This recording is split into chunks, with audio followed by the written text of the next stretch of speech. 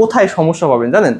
এই যে নিচ থেকে এই নিচে কার্ভটা কেমন হয়েছে, আপনি যদি ফেড করতেন ফেডটা কীভাবে হইতো, ঠিক এইভাবে চলে যেত, তাই তো?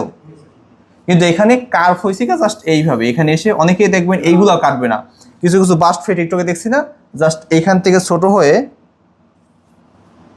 এই যে ছোট হয়ে এখানেই অনেকে চলে আসবে, এইগুলো অনেক বড় রাখবে। সেক্ষেত্রে জাস্ট ফেড করে আপনাকে মেশিনটা করতেছেন এখানে ঘুরিয়ে দেবেন, ঠিক আছে? তাহলে এই কার্ভগুলো করতে হবে। এখান থেকে কি ঘুরিয়ে দেবেন, এখান থেকে কি করব, ঘুরিয়ে। ফেড দেখেন লো ফেড আছে, হাই ফেড আছে। এই জিরোটা যদি এই পর্যন্ত উঠাইতো, এখানে জিরো দিয়েছে না, এই জিরো যদি এইখানে উঠাইতো তাহলে কি হইতো, হাই বাস ফেড। বিষয় ক্লিয়ার?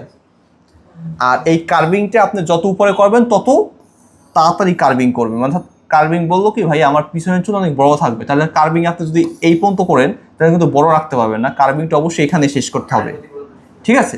আর যদি বলে মিডিয়াম রাখতে তাহলে এই মিডিয়াম জায়গা আসবেন, আর যদি বলে না অনেক হাই হবে তাহলে হাই।